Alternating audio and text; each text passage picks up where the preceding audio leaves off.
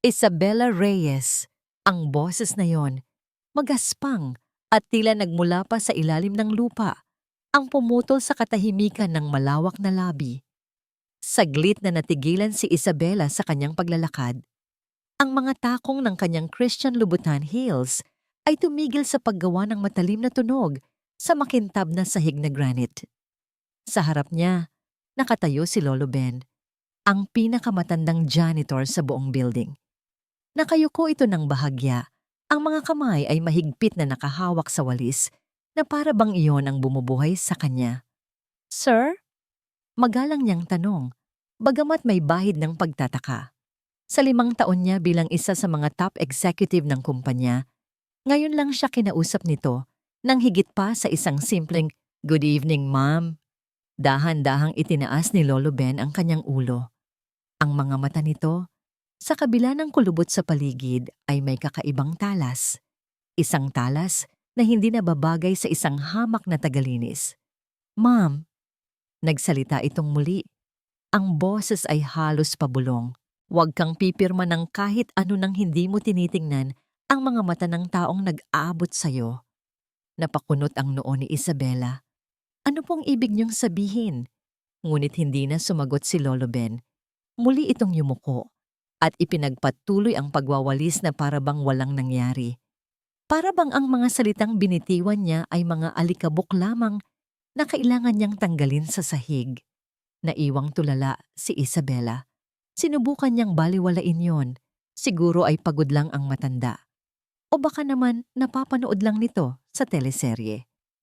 Itinuloy niya ang paglalakad palabas, patungo sa naghihintay niyang driver.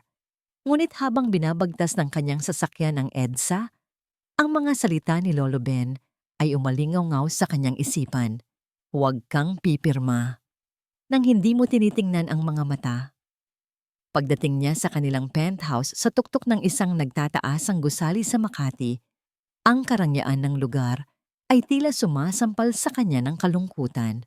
Ang sahig na gawa sa Italian marble, ang mga mamahaling painting sa dingding, ang malawak na bintanang salamin na nagpapakita ng nagniningning na syudad, lahat ay malamig, walang buhay. Ang hapunan na inihanda ng kanilang kasambahay ay para sa isa. Nakatakip pa. Kinuha niya ang kanyang cellphone. Isang mensahe mula kay Mateo, ang kanyang asawa. "Hon, sorry. May biglaang meeting with investors. I won't make it to dinner. Bawi ako. I love you." Hindi na siya nag-reply. Alam na niya. Sa nagdaang 2 taon, ang kanilang pagsasama ay naging isang koleksyon ng mga ganitong mensahe. Mga paumanhin, mga pangakong napapako.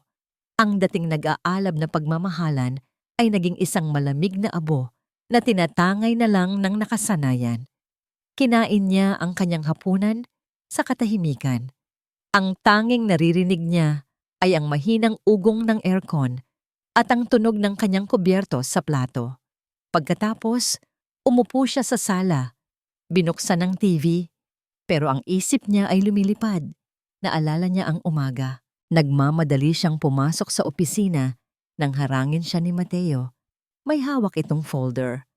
"Hon, pakipirmahan naman ito para sa bagong investment.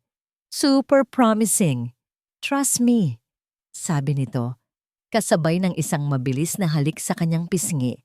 Hindi na niya binasa. Nagtiwala siya. Gaya ng lagi niyang ginagawa, pinirmahan niya ito habang naglalagay ng lipstick. Hindi niya ito tiningnan sa mata. "Huwag kang pipirma." Napapikit si Isabela. Isang biglaang kaba ang gumapang sa kanyang dibdib. Bakit ngayon niya lang naisip iyon? Ilang oras pa ang lumipas bago dumating si Mateo. Pumasok ito ng tahimik. Marahil ay iniisip na tulog na siya. "Gising ka pa pala," sabi nito. Tinatanggal ang kanyang kurbata. "Kumusta ang meeting?" tanong ni Isabela. Pinilit na maging normal ang kanyang boses. "Okay lang." "Nakakapagod?" "You know, the usual," sagot nito. Hindi tumitingin sa kanya.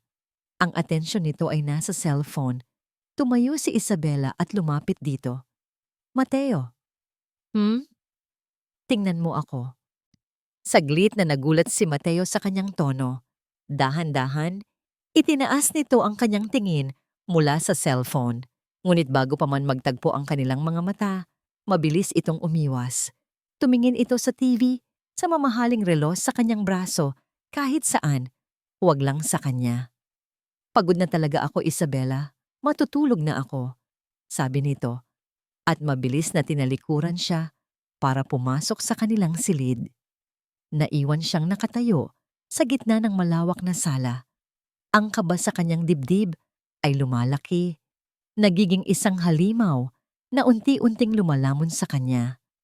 Ang sinabi ni Lolo Ben, ang pag-iwas ng tingin ni Mateo, ang folder na pinirmahan niya.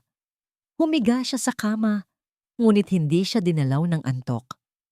Ang bawat segundong lumilipas ay parang isang pagpapahirap, hanggang sa gitna ng katahimikan ng gabi, biglang umilaw ang screen ng kanyang cellphone sa tabi ng kama. Isang tunog ng notifikasyon ang bumasag sa lahat. Kinuha niya ito. Isang email alert mula sa bangko. BDO alert. A purchase of PHP 350,000 holosols has been made on your credit card ending in 1234 at La Pearl Jewelers. Napaupo si Isabela sa kama. Nanlalaki ang mga mata. La Pearl Jewelers. Ang tindahan ng mga alahas na yon. Kilala niya. Sikat. Pero isa lang ang sigurado siya. Hindi pa siya kailanman nagkaroon ng ganoong kasiguraduhan. Hindi niya ugaling puntahan ang mga ganoong klase ng tindahan. Ang mga alahas niya ay alinman sa minana niya, sa kanyang ina, o mga piling piraso na binili niya mula sa mga international trips. Hindi siya mahilig sa mga biglaang bili na walang dahilan. At ang halaga, 300,000 pesos. Para sa ano? Isang kwintas? Pulseras? Hindi siya nakatulog ng gabing iyon. Ang bawat paghilik ni Mateo sa tabi niya ay parang isang insulto. Bawat paggalaw nito ay nagpapaalala sa kanya ng mga kasinungalingan na bumabalot sa kanilang pagsasama. Kinabukasan, sa kanilang almusal, sinubukan niyang maging kalmado. Inilapag niya ang kape sa harap ni Mateo, na abala na naman sa pagbabasa ng business news sa kanyang tablet. Mateo, panimula niya. Ang boses ay sinubukan niyang gawing normal. May pinuntahan ka bang jewelry store kahapon? Natigilan si Mateo. Ibinaba niya ang kanyang tablet. Sa isang iglap, nakita ni Isabela ang gulat at pagkataranta sa mga mata nito bago ito mabilis na napalitan ng isang malawak na ngiti. Isang ngiting pilit. Aha, so nalaman mo na pala, sabi nito, tumatawa ng bahagya. Sira na tuloy ang sorpresa ko. Sorpresa? Ulit ni Isabela, walang emosyon. Oo naman. Advance anniversary gift ko sana sa'yo, sabi ni Mateo. Inaabot ang kanyang kamay sa ibabaw ng mesa. Para sa pinakamagandang asawa sa buong mundo. Hindi niya inabot ang kamay nito. Anong binili mo? Tanong niya. Sikreto muna. Hintayin mo na lang sa anibersaryo natin, sabi nito, at mabilis na tumayo. Naku, malilate na ako. Mauna na ako, Hon. I love you. Isang mabilis na halik sa pisngi at nawala na si Mateo sa kanyang harapan. Naiwan si Isabela sa hapagkainan, nakatitig sa kapeng hindi nagalaw ng kanyang asawa. Isang sorpresa. Ang galing niyang magdahilan, ngunit ang kaba sa kanyang dibdib ay hindi nawala. Sa halip, lalo pa itong tumindi. Nang gabing iyon, mayroon silang isang charity gala na kailangang puntahan. Ito ay isa sa mga gabing kinaiinisan ni Isabela, isang gabi ng mga pekeng ngiti, mga papuring walang katotohanan, at mga usapang puro tungkol sa pera at kapangyarihan. Ngunit bilang si Isabela Reyes, ang babaeng hinahangaan sa mundo ng finance, kailangan niyang gampanan ang kanyang papel. Isinuot niya ang kanyang pinakamagandang damit, ang kanyang pinakamatamis na ngiti, at ang kanyang maskara ng perpektong asawa. Sa tabi niya, si Mateo ay perpekto rin. Maginoo, palangiti, at laging handang purihin ang kanyang asawa sa harap ng lahat. Sila ang power couple, ang huwaran. Isabella, darling, you look stunning as always. Bati ng isang matandang sosyalera. Mateo, ang swerte mo sa asawa mo, sabi naman ng isang CEO. Ngumingiti lang si Isabella. Kung alam lang nila. At sa gitna ng pagtitipon dumating siya. Si Veronica Cruz, tila humihinto ang mundo sa pag-ikot kapag siya'y dumarating. Ang mga usapan ay humihina at lahat ng mata ay napupunta sa kanya. Si Veronica ay isang alamat sa kanilang mundo. Isang byuda na pinalago ang naiwang negosyo ng kanyang yumaong asawa sa isang multibilyong pisong imperyo. Maganda, matalino, at may isang aura ng kapangyarihan na kayang magpaluhod ng kahit sinong lalaki. Isabella, mabuti naman at nagkita tayo, sabi ni Veronica. Ang boses ay malambing, ngunit may bigat. Lumapit ito at bumeso sa kanya. You and Mateo, you truly are the perfect couple, an inspiration. Thank you, Veronica. You look wonderful yourself. Sagot ni Isabella, pinapanatili ang kanyang composure. Nag-usap pa sila ng ilang sandali tungkol sa mga charity projects. Ngunit sa buong panahon na yon, pakiramdam ni Isabella ay may ibang kahulugan ang bawat salita ni Veronica. Tila ba may alam ito na hindi niya alam? Makalipas ang ilang minuto, nagpaalam si Mateo na kukuha ng inumin. Sinundan siya ng tingin ni Isabella. Nakita niyang hindi ito pumunta sa bar. Sa halip, lumiko ito patungo sa isang pasilyo na papunta sa hardin. Sinubukan niyang huwag pansinin. Ngunit makalipas ang 10 minuto, wala pa rin si Mateo. Nag-aalala, nagpaalam siya sa kanyang mga kausap at sinubukang hanapin ang kanyang asawa. Dinala siya ng kanyang mga paa sa pasilyo kung saan niya huling nakita si Mateo. Sa dulo nito, may isang pinto na bahagyang nakabukas, nagpapakita ng isang piraso ng madilim na hardin. Mula roon, may narinig siyang mga boses. Dahan-dahan siyang lumapit, nagtatago sa gilid ng pader. Si Mateo at si Veronica. Hindi yun isang simpleng pag-uusap ng magkaibigan. May tensyon sa kanilang mga balikat. Si Mateo ay bahagyang nakayuko, tila isang estudyanteng pinapagalitan ng kanyang guro. Si Veronica naman ay nakatayo ng tuwid. Ang mga braso ay magkasalikop sa kanyang dibdib. I told you to be careful, narinig niyang sabi ni Veronica. Ang boses ay mahina, ngunit matalim. One mistake, Mateo, and everything we've built will crumble. I know, Ma'am Cruz, I'm sorry. Hindi na mauulit. Sagot ni Mateo. Ang boses ay puno ng pagsusumamo. Napatakip si Isabella sa kanyang bibig upang pigilan ang anumang tunog na maaaring lumabas. Anong pinag-uusapan nila? Anong mistake? Umatras siya ng dahan-dahan. Ang puso niya ay kumakarera. Bumalik siya sa pagtitipon na para bang walang nakita. Ilang sandali pa, bumalik na rin si Mateo sa tabi niya. May dalang 2 baso ng champagne. Sorry, natagalan ako. Nakasalubong ko si Sir Henry. Kinumusta ang project natin. Pagsisinungaling nito, ngumingiti na naman. Tumango na lang si Isabella. Alam niyang wala siyang makukuhang totoong sagot. Sa kanilang pag-uwi, walang nagsasalita sa loob ng sasakyan. Ang bawat isa ay abala sa kani-kanilang iniisip. O marahil, siya lang. Pagdating sa bahay, agad na nagpunta si Mateo sa banyo para maligo. Si Isabella naman ay naupo sa gilid ng kanilang kama. Tulala pa rin. Ang imahe ni Mateo at Veronica sa hardin ay paulit-ulit na naglalaro sa kanyang isipan. Ang kanilang usapan, ang takot sa boses ni Mateo, ang kapangyarihan sa tindig ni Veronica. Humiga siya at pumikit, hinahayaan ang sarili, nalamunin ng pagod at pagkalito. Kailangan niya ng isang palatandaan, kahit ano. Isang bagay na magpapatunay na hindi siya nababaliw. Binuksan niya ang kanyang laptop na nasa bedside table, naisipang mag-check ng email bago matulog.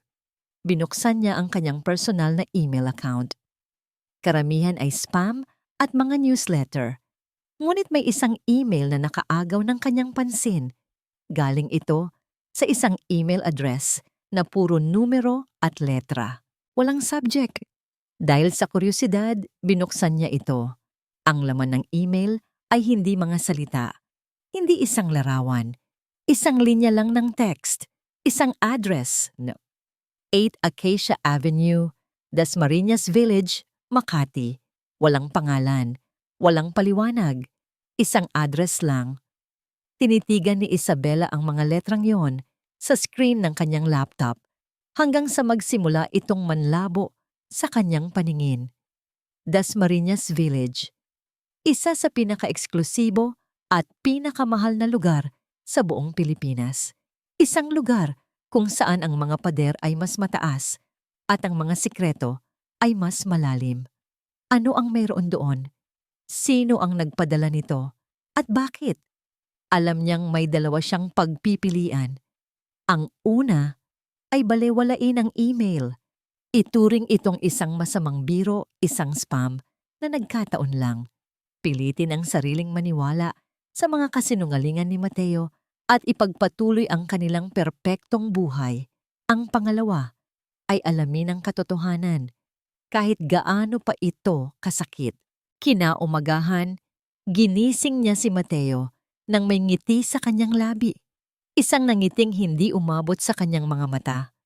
"Hon, good morning," sabi niya. Inabutan ito ng kape.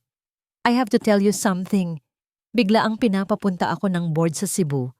May problema daw sa isang project doon. I have to fly out tonight." Tumingin sa kanya si Mateo. Sa isang segundo, nakita ni Isabela ang pag-aalala sa mukha nito. Ngunit agad itong napalitan ng ibang emosyon. Isang bagay na hindi niya mawari. Relief? Pagkaluwag ng dibdib? "Talaga? Gaano kakatagal doon?" tanong nito. "Siguro 2 o 3 araw. Depende kung gaano kabilis naming maaayos." Pagsisinungaling niya.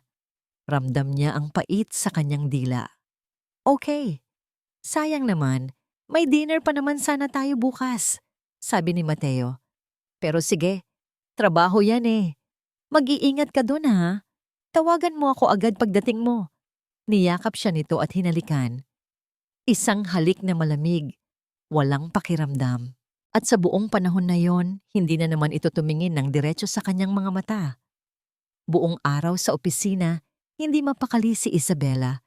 Hindi siya makapag-focus sa mga report at meetings. Ang tanging laman ng isip niya ay ang address, ang numero 8 sa Acacia Avenue. Kinagabihan, nagpahatid siya sa airport. Hinintay niyang makalayo ang kanyang driver bago siya tahimik na lumabas muli at pumara ng taxi. "Saan po tayo, ma'am?" tanong ng driver. Huminga siya ng malalim. "Sa Dasmariñas Village, kuya, sa may Acacia Avenue." Habang binabagtas nila ang daan, biglang bumuhos ang malakas na ulan. Ang bawat patak sa salamin ng taxi ay parang mga luhang hindi niya mailabas. Ang bawat kulog ay parang kabog ng kanyang dibdib. Isang masamang pangitain. Nagpababa siya 3 kanto mula sa Acacia Avenue. Hindi niya gustong may makakilala sa kanya. Sa ilalim ng isang itim na payong, nilakad niya ang madilim at basang kalye. Ang mga bahay dito ay parang mga palasyo, napapalibutan ng matataas na bakod at mga CCTV camera. Ramdam niya ang tingin ng mga gwardiya sa bawat gate na kanyang madaanan. "Ano ba itong ginagawa ko?" tanong niya sa sarili. "Para akong isang magnanakaw sa gabi, isang baliw na sinusundan ng isang email na walang kasiguraduhan. Paano kung nagkakamali lang ako? Paano kung wala naman doon si Mateo?" Naisip niyang bumalik na. Sumakay ulit ng taxi, umuwi sa kanyang malamig na penthouse at kalimutan ng lahat. Ngunit may isang puwersa sa loob niya na nagtutulak sa kanya na magpatuloy. Ang alaala ng mga pag-iwas ng tingin ni Mateo. Ang kwintas na hindi para sa kanya. Ang mga salita ni Lolo Ben. "Huwag kang pipirma." Sa wakas, narating niya ang kanto ng Acacia Avenue. Mula sa malayo, natanaw niya ang bahay na may numerong 8. Isa itong modernong mansyon, gawa sa salamin at semento at napapalibutan ng isang hardin na perpekto ang pagkakaayos. Nagtago siya sa likod ng isang malaking puno sa kabilang kalye. Basang-basa na ang laylayan ng kanyang damit at nanginginig na siya sa ginaw. Ngunit wala siyang pakialam. Ang lahat ng kanyang atensyon ay nasa gate ng mansyon at doon, sa ilalim ng ilaw ng poste, nakita niya ito. Isang itim na Mercedes-Benz. Ang plaka ay pamilyar. Ang sasakyan ni Mateo. Ang sasakyan na regalo niya dito noong nakaraang kaarawan nito. Parang isang punyal ang bumaon sa kanyang puso. Totoo nga, narito siya. Nagsinungaling na naman siya. Pinilit niyang pakalmahin ang sarili. Kailangan niyang makita kung ano ang nangyayari sa loob. Dahan-dahan siyang tumawid, nanatili sa lilim ng mga puno at halaman. Lumapit siya sa gilid ng bakod, naghahanap ng kahit anong siwang na maaari niyang silipan. Sa gilid ng hardin, may isang malaking bintanang salamin mula sahig hanggang kisame. Walang kurtina, at sa loob, may mga ilaw na nakabukas at may mga anino ng taong gumagalaw. Lumapit pa siya ng kaunti. Ang puso niya ay halos lumabas na sa kanyang lalamunan. Sumilip siya sa pagitan ng mga dahon ng isang malagong halaman. Nakita niya ang sala ng mansyon, mamahalin ang mga gamit, elegante ang disenyo. At nakita niya si Mateo. Nakatayo ito malapit sa pinto. Basang-basa rin sa ulan. Tila kararating lang. At sa harap nito, nakaupo sa isang marangyang sofa ang isang babae. Nakatalikod ito sa bintana, kaya't ang nakikita lang ni Isabela ay ang perpektong hubog ng likod nito at ang kulay alak nitong damit. Pagkatapos, nangyari ang isang bagay na hindi niya kailanman inasahan. Lumuhod si Mateo sa harap ng babae. Hindi isang romantikong pagluhod. Ito ay isang pagluhod ng isang alipin sa harap ng kanyang reyna. Dahan-dahan, kinuha ni Mateo ang paa ng babae. Hinubad nito ang mamahalin nitong sapatos. Pinigil ni Isabela ang kanyang hininga. Ang hangin ay tila nawala sa kanyang mga baga. Ang bawat tibok ng kanyang puso ay isang malakas na dagundong sa kanyang mga tainga. Ang ginaw na nararamdaman niya kanina ay napalitan ng isang nakakapasong init na gumapang mula sa kanyang tiyan pataas. Ito na ba ang katotohanan? Ang asawa niya, ang lalaking pinakasalan niya at pinangakuan ng habang buhay ay nakaluhod sa paanan ng ibang babae? Isang alon ng pagkahilo ang muntik ng magpatumba sa kanya. Napakapit siya sa bakal na bakod para suportahan ang sarili. Ang mga daliri niya ay namuti sa higpit ng kanyang kapit. Pagkatapos hubarin ni Mateo ang sapatos ng babae, nanatili itong nakaluhod. Ang ulo ay nakayuko, tila naghihintay ng utos o ng kapatawaran. Ang babae sa sofa ay hindi gumalaw. Pagkatapos ng ilang sandali, dahan-ahan nitong itinaas ang kanyang kamay at hinaplos ang basa at magulong buhok ni Mateo. Isang haplos na hindi puno ng pagmamahal kundi ng pag-aari. Isang haplos na nagsasabing, "Akin ka." At pagkatapos, dahan-dahan itong tumayo at humarap. Ang ilaw mula sa loob ng mansyon ay tumama sa mukha nito at ang mundo ni Isabela ay gumuho. Si Veronica Cruz, ang nangiti sa mga labi ni Veronica ay matamis, ngunit ang mga mata nito ay kasing lamig ng gabing iyon. Tumingin ito pababa kay Mateo na para bang ito ay isang asong naligaw na sa wakas ay umuwi na. "You're late," sabi ni Veronica. Ang boses ay kalmado, ngunit may diin. Narinig ito ni Isabela ng malinaw kahit sa kabila ng salamin at ng malakas na buhos ng ulan. "I'm sorry, ma'am. Traffic and..." Nauutal na sagot ni Mateo, hindi magawang itaas ang kanyang tingin. "Excuses," putol ni Veronica. "I don't like excuses, Mateo. You know that." Tumango-tango si Mateo. "Yes, ma'am, I'm sorry." Isang nakakabinging katahimikan ang namagitan sa kanila. At pagkatapos, sa isang iglap, ang lahat ng tensyon ay nawala. Ngumiti si Veronica. Yumuko ito, itinaas ang baba ni Mateo gamit ang kanyang daliri at hinalikan ito. Hindi ito isang simpleng halik. Ito ay isang halik na puno ng pagnanasa, ng kapangyarihan, ng dominasyon. Ang mga braso ni Mateo ay pumulupot sa baywang ni Veronica at ang mga kamay ni Veronica ay isinuklay sa buhok ni Mateo.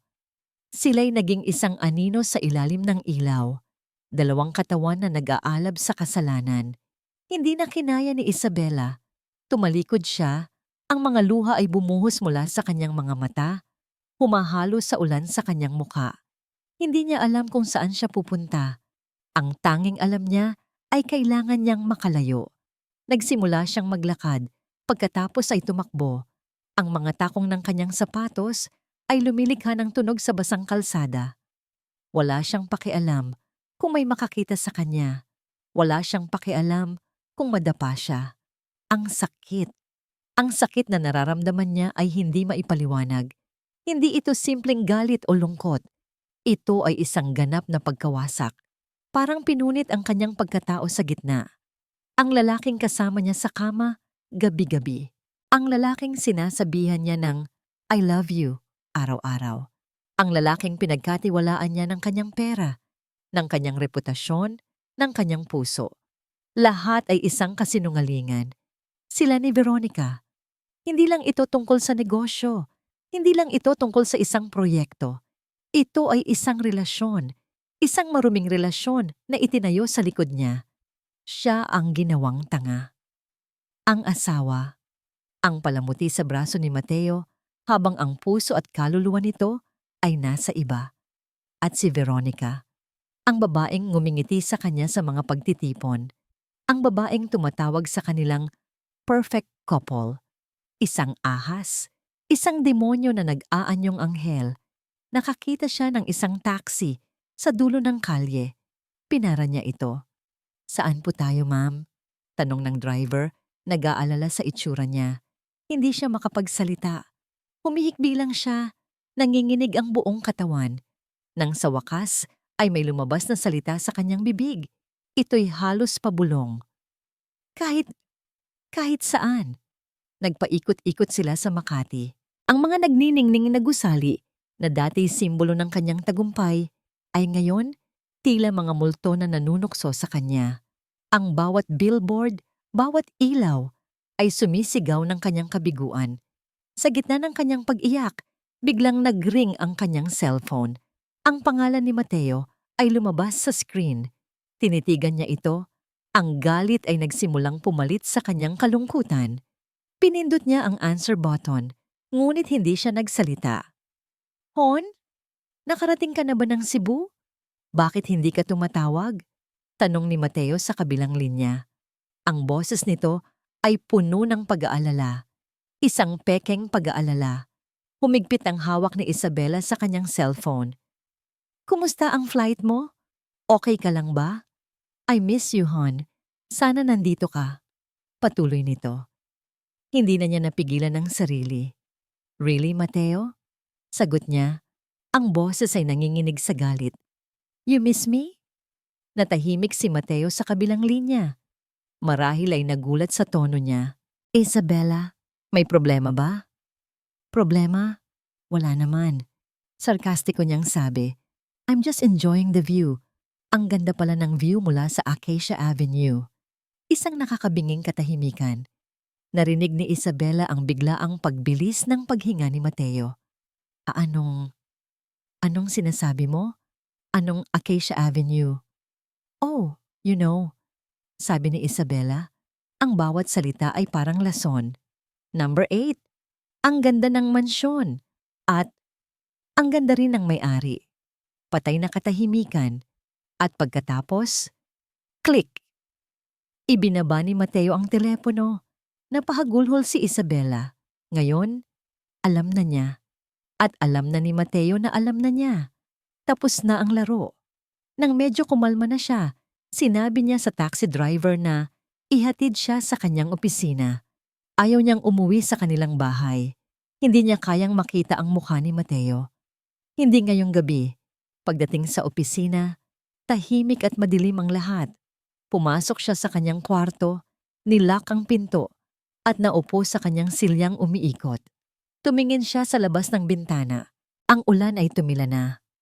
Ang natira na lang ay ang basang syudad na sumasalamin sa libu-libong ilaw. Sa gitna ng kanyang pagkawasak, isang bagong damdamin ang nagsimulang umusbong. Galit. Isang dalisay, nag-aapoy na galit. Hindi lang siya niloko bilang asawa, posible ring niloko siya sa kanilang negosyo. Ang mga dokumentong pinapirmahan sa kanya ni Mateo, ang mga investment na hindi niya binabasa.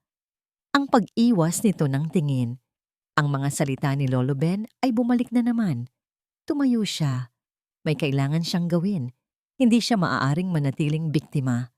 Pumunta siya sa mini-office ni Mateo sa loob ng kanilang bahay. Bihira siyang pumasok doon. Iyon ang teritoryo nito. Ngunit ngayon, wala na siyang pakialam. Binuksan niya ang mga drawer, ginalugad ang mga cabinet. Hinahanap niya ang kahit ano. Isang piraso ng ebidensya, isang bagay na magpapaliwanag sa lahat. At sa ilalim ng isang tumpok ng mga lumang papeles, sa pinakailalim na drawer, nakita niya ito. Isang folder, kulay pula. May nakasulat na confidential. Nanginginig ang mga kamay niya habang binubuksan ito. Ang nasa loob ay mga kopya ng mga dokumento ng iba't ibang kumpanya na hindi niya kilala. Mga bank statement na may malalaking halaga. Mga investment portfolio na kahina-hinala. At sa bawat pahina, sa bawat dokumento, may isang pirma. Ang pirma niya, isang perpektong pagkakalason sa kanyang pirma. Napaupo siya sa sahig, hawak-hawak ang mga dokumento. Dito na nagsama-sama ang lahat. Hindi lang siya asawang niloko, ginawa siyang kasangkapan, ginawa siyang pine. At sa oras na sumabog ang lahat ng ito, iisang pangalan lang ang malalagay sa alanganin. Isang pangalan lang ang masisira, isang pangalan lang ang makukulong. Isabela Reyes. Hindi siya umuwi ng gabing iyon. Tinawagan niya ang kanyang driver at nagpahatid sa isang 5-star hotel. Kailangan niya ng espasyo. Kailangan niyang huminga ng hangin na hindi amoy ng kasinungalingan ni Mateo. Sa loob ng mamahaling hotel room, sa harap ng salamin, tinitigan niya ang sarili. Ang babaeng nakatingin pabalik ay wasak. Ang mga mata nito ay mugto sa kaiiyak. Ang mukha ay maputla. At ang buong katawan ay nanginginig pa rin sa galit at sakit. Hindi ito si Isabela Reyes, ang Iron Lady of Makati. Ito ay isang babaeng pinagtaksilan. Ngunit habang tinititigan niya ang kanyang refleksyon, isang bagong determinasyon ang nagsimulang mabuo sa kanyang kalooban. Hindi siya magpapatalo. Hindi siya iiyak na lang sa isang sulok. Kung gusto nilang maglaro, ibibigay niya sa kanila ang isang laro na hindi nila malilimutan. Kinabukasan, umuwi siya sa kanilang penthouse. Naabutan niya si Mateo na hindi mapakali sa sala. Tila hindi nakatulog. Nang makita siya nito, isang pinaghalong gulat at relief ang gumuhit sa mukha nito. Isabela, saan ka galing? Nag-alala ako ng sobra. Tinatawagan kita, hindi ka sumasagot. Sa lubong nito, akmang yayakapin siya. Umiwas si Isabela. Na-delay ang flight ko, naubusan ako ng battery. Malamig niyang sabi, bawat salita ay pinag-isipan. Pagod ako. Tinitigan siya ni Mateo. Sinusubukang basahin ang kanyang ekspresyon. Tungkol sa sinabi mo kagabi, sa telepono, anong ibig sabihin noon? Humarap si Isabela sa kanya. Ngumiti siya. Isang ngiting kasing lamig ng yelo. Ah, iyon ba? Wala iyon. Nanaginip lang siguro ako. Sabi niya. Alam mo na, pagod sa biyahe. Hindi kumbinsido si Mateo. Ngunit wala itong nagawa, kundi tumango. Sa almusal, ang tensyon sa pagitan nila ay halos nahihiwa ng kutsilyo. Si Isabela ay kumikilos na parang walang nangyari. Nagtimpla siya ng kape para kay Mateo. Inilagay niya ang paborito nitong pagkain sa plato nito. Ngumiti siya at tinanong ito Tungkol sa mga meeting nito, ito ang pinakamahirap na pag-arte na ginawa niya sa buong buhay niya. Bawat ngiti ay parang lason. Bawat mabait na salita ay parang kasinungalingan. Sa ilalim ng kanyang kalmadong itsura, ang kanyang isip ay sumisigaw ng paghihiganti. Pumasok siya sa opisina na may bagong tindig. Ang kanyang ulo ay mas mataas. Ang kanyang mga hakbang ay mas matatag. Kung mayroon mang nakapansin sa pamumugto ng kanyang mga mata, wala ni isang nangahas na magtanong. Sa kanyang paglalakad sa pasilyo, nakasalubong niya si Lolo Ben na nagpupunas ng sahig. Nagtama ang kanilang mga mata. Sa isang segundo, nakita ni Isabela ang lahat sa mga mata ng matanda. Hindi awa, kundi pagkilala. Isang tahimik na pagsasabi ng, "Alam ko ang pinagdadaanan mo." Isang mainit na likido ang biglang umakyat sa kanyang mga mata. Muntik na siyang mapaiyak sa harap mismo ng matanda. Ngunit pinigilan niya. Mabilis siyang yumuko at nagpatuloy sa paglalakad. Hindi pa ito ang oras para maging mahina. Sa kalagitnaan ng araw, pumasok si Mateo sa kanyang opisina. May dala na naman itong folder. Inilapag nito iyon sa kanyang mesa na para bang ito ang pinaka-normal na bagay sa mundo. Hon, isang mabilis na pirma lang for a new offshore account para mas mabilis ang transactions, sabi nito. Pilit nang ngumingiti. Hindi sumagot si Isabela. Kinuha niya ang folder at binuksan ito. Tumingin siya sa mga dokumento. Mga salitang dati pinagkakatiwalaan niya, ngayoy parang mga ahas na handang tumuklaw sa kanya. Pagkatapos, kinuha niya ang kanyang mamahaling pluma. Bago siya pumirma, itinaas niya ang kanyang tingin. Tinitigan niya si Mateo. Direkta sa mga mata. Sa kauna-unahang pagkakataon, hindi umiwas si Mateo. Ngunit ang nakita ni Isabela sa mga mata nito ay hindi katatagan, kundi takot. Isang malalim, desperadong takot. Siya ang unang bumawi ng tingin. Dahan-dahan, inilapat ni Isabela ang dulo ng kanyang pluma sa papel. "Sige, Mateo," sabi niya sa kanyang isipan. "Ibigay mo sa akin ang lahat. Ibigay mo sa akin ang lubid na ipambibigti mo sa sarili mo." At pumirma siya. Isang perpekto, matatatag na pirma. "Salamat, Hon," sabi ni Mateo.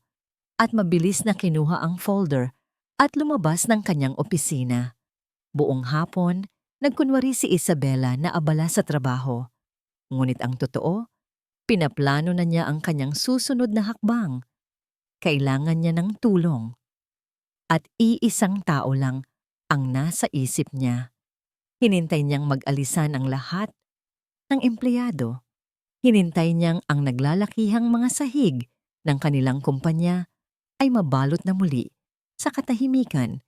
8:00 na ng gabi nang lumabas siya sa kanyang opisina. Sa di kalayuan, sa may lobby, nandoon si Lolo Ben, nag-iisa. Dahan-dahang iwinawasiwas ang kanyang mop sa makintab na sahig. Nilapitan siya ni Isabela. Ang tanging maririnig ay ang tunog ng kanyang mga takong at ang mahinang tunog ng basang mop. Tumigil si Lolo Ben sa kanyang ginagawa, ngunit hindi ito lumingon. Tila alam na nito na darating siya. Tumayo si Isabela sa likuran nito, ang babaeng nagmamay-ari ng halos kalahati ng gusaling ito, at ang lalaking naglilinis nito. Dalawang mundong magkaiba, ngunit pinag-isa ng iisang sakit ng kataksilan. "Lolo Ben," sabi ni Isabela. Ang boses ay mahina, ngunit matatag. Hindi pa rin lumingon ang matanda. "Kilala niyo siya, hindi po ba?" Dahan-dahang lumingon si Lolo Ben. Ang mga mata niya, na dati laging nakayuko, ay ngayon ay puno ng isang bigat at kalungkutan na tila bapasan niya ang buong mundo. "Hindi ko lang siya kilala, ma'am," sagot niya. Ang boses ay mahina at pagod. "Ako ang gumawa sa kanya." Hindi nakasagot si Isabela. "Halika," sabi ng matanda. "May lugar na mas tahimik. Doon natin pag-usapan ang lahat." Isinandal ni Lolo Ben ang kanyang mop sa pader. Tinanggal niya ang kanyang kupasing uniforme at isinuot ang isang lumang jacket. Sa ilalim ng uniforme, siya ay isang ordinaryong matandang lalaki lang, payat at tila hinukot na ng panahon. Dinala niya si Isabela sa isang maliit at lumang kapihan ilang kanto mula sa kanilang gusali. Isang lugar na amoy luyang kape at lumang kahoy. Umupo sila sa isang sulok, malayo sa iilang customer na naroon pa. Umorder si Lolo Ben ng 2 itim na kape. Nang maihatid ito, tinitigan niya ang maitim na likido na para bang nakikita niya rito ang kanyang nakaraan. Benigno Sison ang tunay kong pangalan, panimula niya. Pero dati, ang tawag nila sa akin ay Benny. Si Benny Sison, ang pinakamagaling na auditor sa buong Makati. Isang mapait na ngiti ang sumilay sa kanyang mga labi. Mahigit 20 taon na ang nakalipas. Nasa tuktok ako ng aking profesyon, kagalang-galang, mayaman, masaya ang pamilya, lahat ng pinapangarap ng isang tao nasa akin na. Huminga siya ng malalim. Isang araw, may isang batang-batang aplikante na pumasok sa opisina ko. Pangalan niya, Veronica Cruz. Matalino siya, ma'am. Kakaiba ang talas ng isip. At gutom siya. Gutom na gutom sa tagumpay. Nakita ko sa kanya ang sarili ko nung bata pa ako. Kaya kinuha ko siya. Tinuruan ko siya. Ginawa ko siyang apprentice ko. Turing ko sa kanya ay tunay na anak. Pagpapatuloy niya. At sa pagkakataong yon, naririnig ni Isabela ang panginginig sa kanyang boses. Ibinigay ko sa kanya ang lahat ng kaalaman ko, ang lahat ng sikreto ng trabaho, ang lahat ng tiwala ko. Naging kanang kamay ko siya, ang pinakamagaling kong estudyante. Ngunit habang lumalago ang kaalaman niya, lumalaki rin pala ang kanyang ambisyon. Hindi siya nakontento na maging anino ko lang. May hinahawakan kaming isang malaking account noon, isang malaking korporasyon, at nakakita ako ng butas, isang anomalya sa kanilang mga libro. Milyon-milyon ang nawawala. Sinabi ko sa kanya, at sabi niya, tutulungan niya akong ayusin ang report para sa NBI. Napayo ko si Lolo Ben, tila nahihiyang ikwento ang kasunod. Bulag ako sa tiwala, ma'am. Pinagkatiwalaan ko siya sa lahat. Nang iharap niya sa akin ang pinal na report para pirmahan, hindi ko na binusisi. Pumirma ako. Ang hindi ko alam, ang report na hawak ko ay iba sa report na inihanda namin. Pinalitan niya. Ang pirma ko, ang pangalan ko, ang inilagay niya sa isang dokumento na nagsasabing ako ang utak ng pandaraya. Ako ang kumuha ng milyones. Tumingin siya kay Isabela. Ang mga mata ay puno ng sakit. Isang umaga, habang nag-aalmusal ako kasama ang aking asawa at anak, dumating ang NBI, dinampot nila ako sa harap mismo ng aking pamilya. Ang pangalan ko, na dati simbolo ng integridad, ay biglang naging sinonimo ng krimen. Si Veronica ang tumestigo o laban sa akin. Umiiyak pa siya sa korte, sinasabing labag sa kalooban niya na idiin ang kanyang mentor. Ang galing niyang umarte, at naniwala ang lahat sa kanya. Siya ang naging bayani, ang whistleblower. Ako ang naging kontrabida. Nakulong ako ng 5 taon. Sa loob ng 5 taon na yon, iniwan ako ng asawa ko. Itinakwil ako ng anak ko. Nawala ang lahat ng pera ko, ang mga ari-arian, ang aking pangalan. Paglabas ko, wala akong ibang mapuntahan. Walang gustong tumanggap sa isang ex-convict. Kaya napunta ako dito. Naglilinis ng sahig sa mismong industriya na minsan ay pinagharian ko. Natahimik ang buong kapihan para kay Isabela. Ang tanging naririnig niya ay ang kwento ng isang buhay na winasak ng parehong babae na ngayon ay sumisira sa buhay niya. Nakita ko sa mga mata mo, ma'am, ang nakita ko sa salamin noon, sabi ni Lolo Ben. Ang gulat, ang sakit, ang pagkakanulo. Kaya ako nagsalita dahil ayokong mangyari sa'yo ang nangyari sa akin. Inabot ni Isabela ang kamay ng matanda sa ibabaw ng mesa. Malamig ito at magaspang. Ngunit ramdam niya ang init ng katotohanan. Ano ang dapat kong gawin?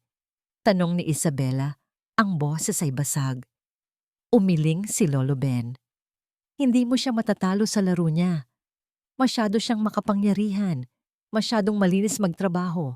Ngunit lahat ng tao may kahinaan. Ano ang kahinaan niya? Ang kahinaan niya ay ang kanyang kayabangan, sagot ni Lolo Ben. Naniniwala siyang mas matalino siya sa lahat. Naniniwala siyang hindi siya mahuhuli. At dahil doon, nag-iingat siya ng isang bagay na dapat ay matagal na niyang sinira. Mula sa kanyang bulsa, may kinuha si Lolo Ben. Hindi ito susi, hindi pera. Isang maliit at lumang papel na nakatupi. Inilapag niya ito sa mesa. Ano po ito? Tanong ni Isabela. Isang trophy, isang souvenir ng kanyang mga krimen, isang bagay na nagpapatunay na hindi siya basta-basta, isang bagay na nagpapaalala sa kanya kung gaano siya kagaling. Hindi ko maintindihan. Tinitigan ni Lolo Ben si Isabela. Ang mga mata niya ay may kakaibang kislap ngayon, isang kislap ng pag-asa. Sa loob ng 20 taon, ma'am, pinanood ko siya. Pinag-aralan ko ang bawat galaw niya. At nalaman ko ang kanyang pinakatatagong sikreto. Nag-iingat siya ng isang microchip, isang maliit na bagay na naglalaman ng lahat. Lahat? Ang buong mapa ng kanilang imperyo, ang mga pangalan, ang mga bank account, ang bawat transaksyon ng money laundering na ginawa nila. Ang lahat ng ebidensya na magdidiin sa kanya at sa lahat ng kasabwat niya. Napatitig si Isabela sa matanda. Hindi makapaniwala. Nasaan? Nasaan ang microchip na yan? Ngumiti si Lolo Ben sa unang pagkakataon. Isang nangiting mapakla, ngunit puno ng pag-asa sa isang matagal nang hinihintay na hustisya. Nasa lugar kung saan sa tingin niya ay pinakaligtas ito. Isang safety deposit box sa isang bangko, sa ilalim ng isang pekeng pangalan, sa isang bansa kung saan malakas ang banking secrecy laws. Saan? Pilit ni Isabela. Sa Singapore. Nakatayo si Veronica Cruz sa harap ng malawak na bintanang salamin ng kanyang opisina sa pinakatuktok ng isang gusali sa Ayala. Sa ibaba, ang mga ilaw ng syudad ay parang isang kumikinang na karagatan ng mga hiyas. Ang lahat ng iyon, sa kanyang paningin, ay isang kaharian. At siya ang reyna. Hawak niya ang isang kopita ng mamahaling red wine. Idinampi niya ito sa kanyang labi. Habang sa kabilang kamay ay hawak niya ang kanyang cellphone, naka-loudspeaker sa ibabaw ng kanyang mesa. Senator, I believe we had a deal, sabi ni Veronica. Ang boses ay kalmado, ngunit may lamig na kayang magpayelo ng dugo. The bill was supposed to be delayed. Why is it moving forward? Sa kabilang linya, ang nanginginig na boses ng isang makapangyarihang politiko ay parang isang basag na radyo. Ma'am Veronica, may mga puwersa lang na hindi ko na mapigilan. The President's office is putting pressure. Isang mahinang tawa ang kumawala sa lalamunan ni Veronica. Pressure? Senator, you have no idea what real pressure is. Siguro kailangan kong ipaalala sa'yo ang mga litrato ng charity work mo sa isang private resort sa Batangas. I'm sure your wife and the ethics committee would find it very enlightening. Isang biglaang katahimikan. I will take care of it, ma'am. Mabilis na sagot ng senador. Consider it done. I knew you'd see it my way, sabi ni Veronica. At pinatay ang tawag bago pa man makasagot ang kausap. Ininom niya ang natitirang alak sa kanyang kopita. Ganito niya gusto ang lahat. Kontrolado. Ang bawat tao sa kanyang paligid ay isang piyesa sa kanyang chessboard. Ang ilan ay pawn, ang ilan ay kabayo. Ngunit siya lang ang reyna. Bumukas ang pinto ng kanyang opisina at pumasok si Mateo. Lumapit ito sa kanya at gaya ng dati, may bakas ng pagsamba at takot sa mga mata nito. Hinalikan nito ang kanyang kamay.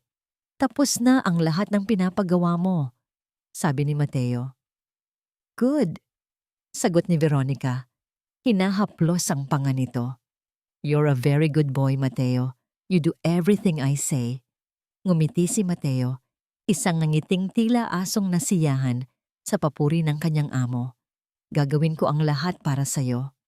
I know, sabi ni Veronica. Tinitigan niya ito. Kumusta ang asawa mo? Biglang nagbago ang ekspresyon ni Mateo. Nawala ang nangiti, napalitan ng pag-aalala.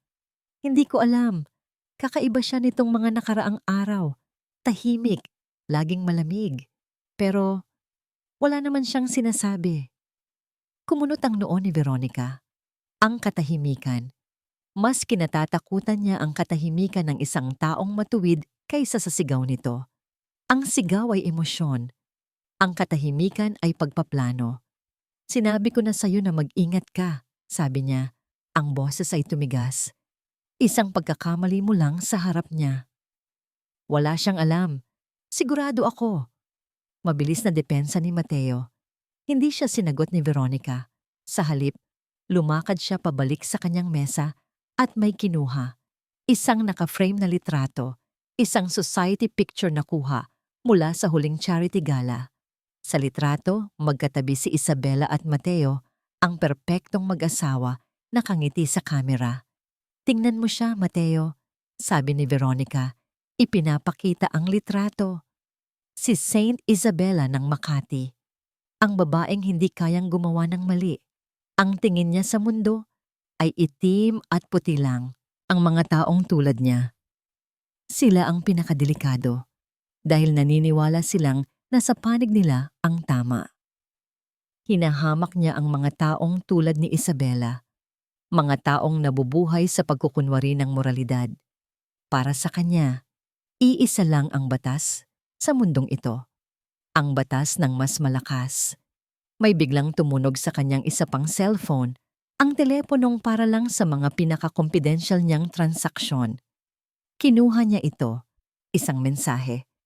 Ang mensahe ay mula sa isa sa mga kasosyo niya sa Hong Kong. Maikli lang ito. Chen is gone. No contact for 48 hours. His accounts are frozen.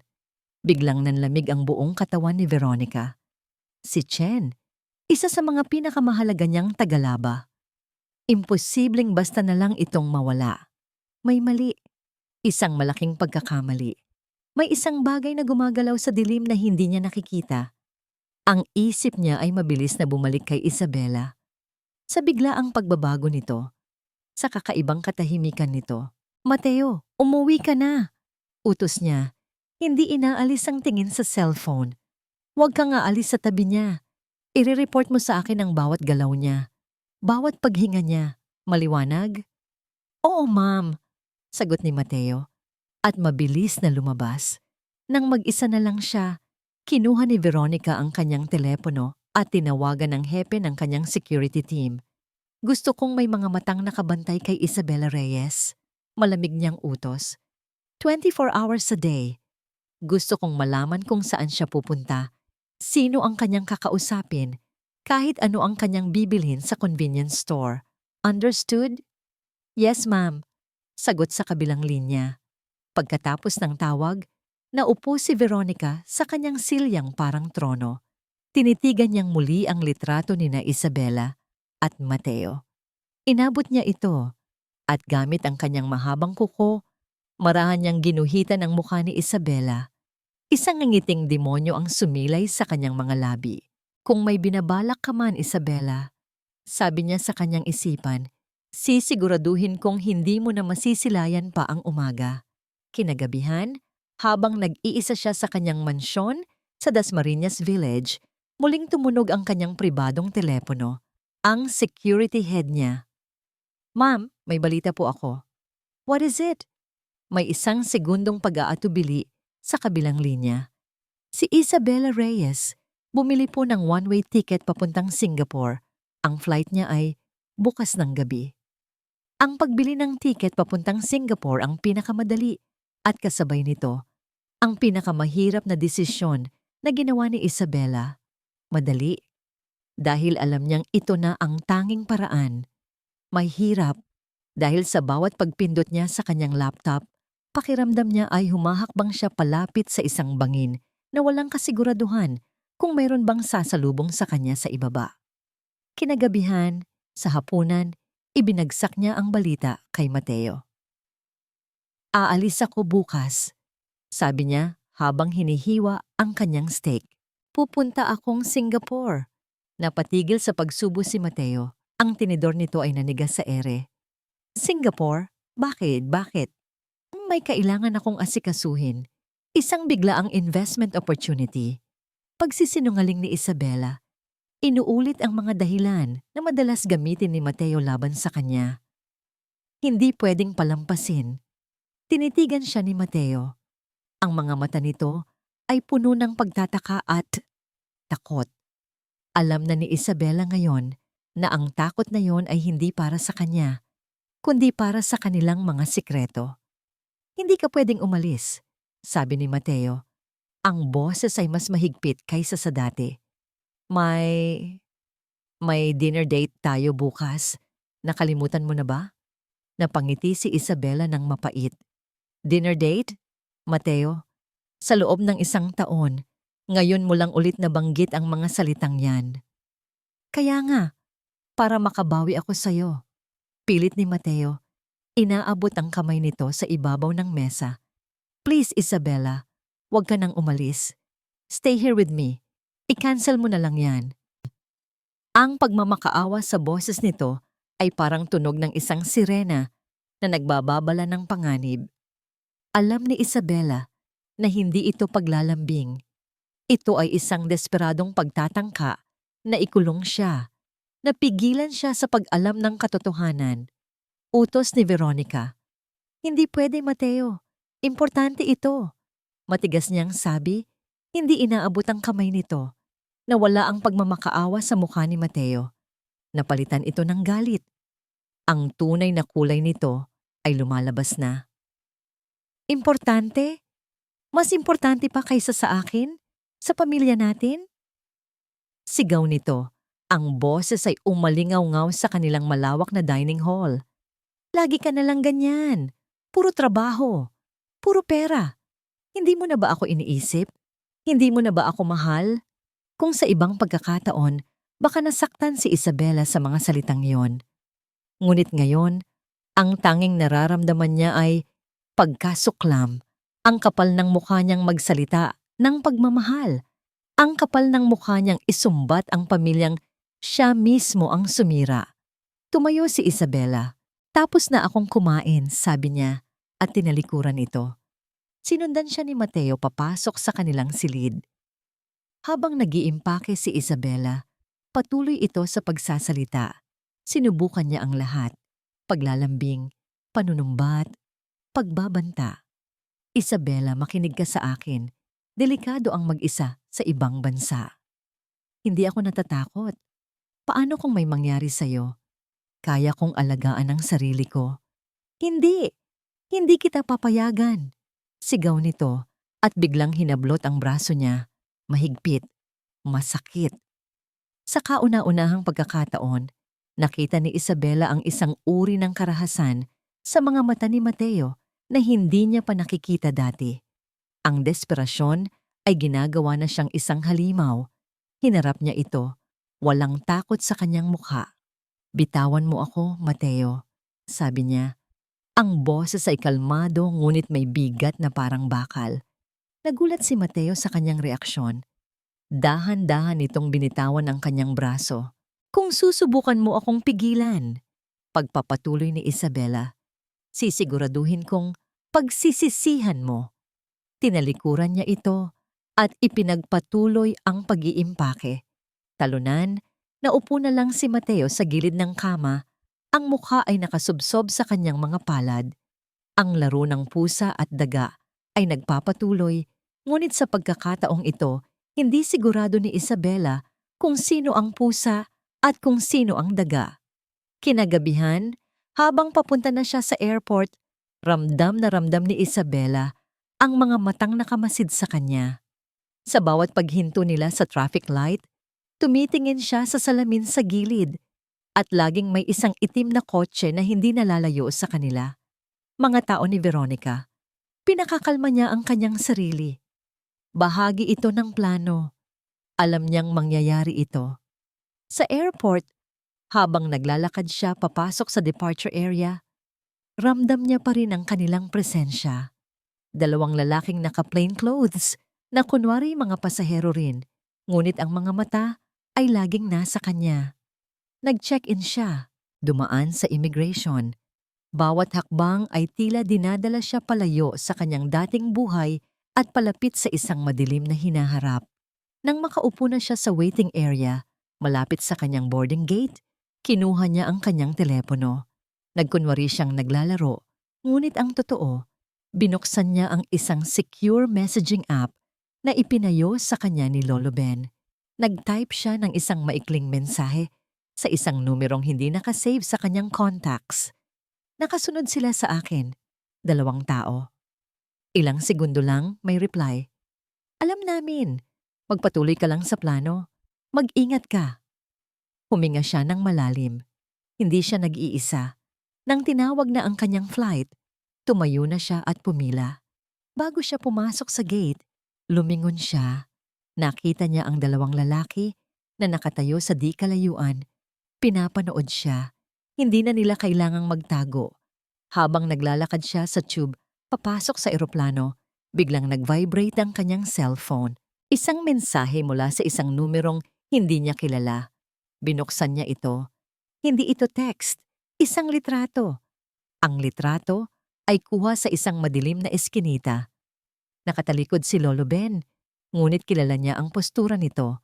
Ang kupasing jacket, ang bahagyang pagkukuba ng mga balikat. At sa magkabilang gilid niya, nakatayo ang 2 malalaking lalaki. Ang isa ay nakahawak sa braso ng matanda. Hindi ito isang magiliw na pagkakaibigan. Ito ay isang pagbabanta.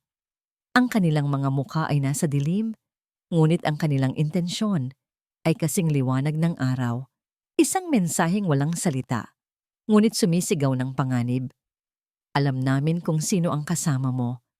Isang maling galaw mo lang, at siya ang magbabayad. Parang isang blok ng yelo ang bumagsak sa tiyan ni Isabela. Nanigas siya sa kanyang kinatatayuan. Ang ingay ng airport, ang tawag sa mga pasahero, ang lahat ay naglaho. Ang tanging nakikita niya ay ang imahe sa screen ng kanyang telepono. Si Lolo Ben, ang matandang lalaki na nagbigay sa kanya ng babala. Ang taong nagtiwala sa kanya ng kwento ng kanyang buhay. Ngayon, dahil sa kanya, ito ay nasa panganib. Ang unang instinct niya ay tumakbo pabalik. Bumalik sa terminal, hanapin ang mga lalaking sumusunod sa kanya at sabihing, "Tama na, ako na lang. Huwag niyo siyang idamay." Ngunit alam niyang yun mismo ang gusto ni Veronica, ang magpanik siya, ang umatras siya, ang sumuko siya. Kung babalik siya ngayon, hindi lang niya ilalagay sa mas malaking panganib ang sarili niya, kundi pati na rin si Lolo Ben. Walang ebidensya, walang laban. Pareho silang mawawala na parang bula at walang sino man ang makakaalam. Tumingin siya sa unahan, sa pasukan ng eroplano, at sa likod, sa daan pabalik sa terminal. 2 landas. Ang isa ay patungo sa posibleng kaligtasan at hustisya, ngunit may kasamang malaking panganib para sa taong gusto niyang protektahan. Ang isa naman ay daan pabalik sa hawla, kung saan siguradong kamatayan ang naghihintay para sa kanilang dalawa. Magpatuloy ka lang sa plano. Ang mga salita mula sa secure message ay umalingaw-ngaw sa kanyang isipan. Kailangan niyang magtiwala. Kailangan niyang magtiwala kay Lolo Ben at sa mga taong nasa likod nito. Nanginginig ang kanyang mga kamay, ngunit pinilit niyang kumilos. Tinawagan niya ang numerong yon mula sa secure app. Pagkatapos ng isang ring may sumagot, walang nagsalita. "Nakita ko," sabi ni Isabela. Ang boses ay nanginginig.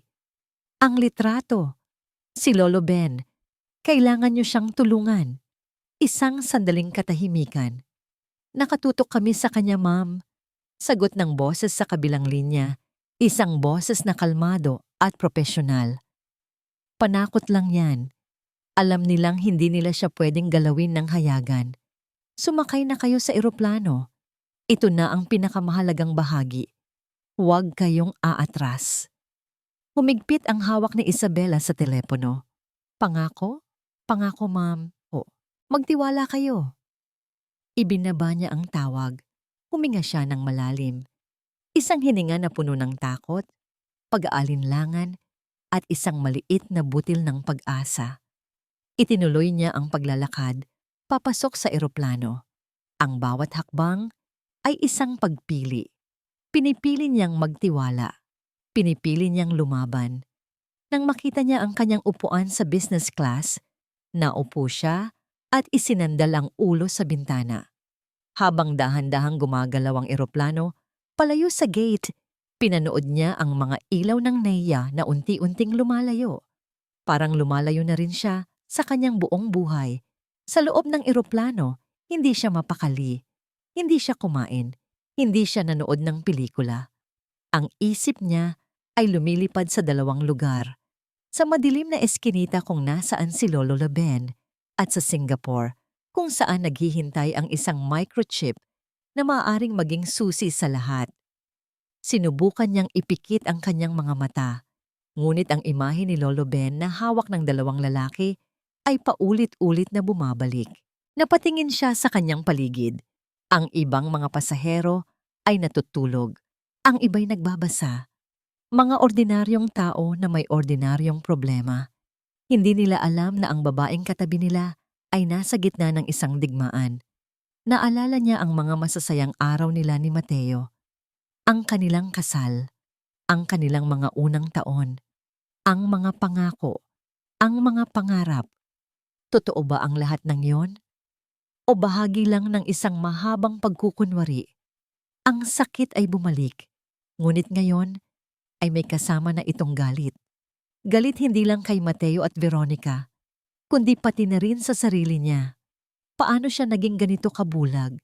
Paano niya hinayaan na mangyari ang lahat ng ito sa ilalim mismo ng kanyang ilong? Nang lumapag ang eroplano sa Changi Airport, 2:00 na ng madaling araw, ang karaniwang abalang paliparan ay tahimik. Ang katahimikan ay nagdagdag sa kanyang kaba. Habang naglalakad siya sa mahabang pasilyo, pakiramdam niya ay lalo siyang naging mag-isa. Nasa ibang bansa siya, walang kakilala, walang matatakbuhan. Paglabas niya sa arrival area, agad niyang hinanap ang mga sumusunod sa kanya. At hindi siya nabigo. Nakita niya ang dalawang lalaki na hindi kalayuan sa kanya. Nagkukunwaring naghihintay din.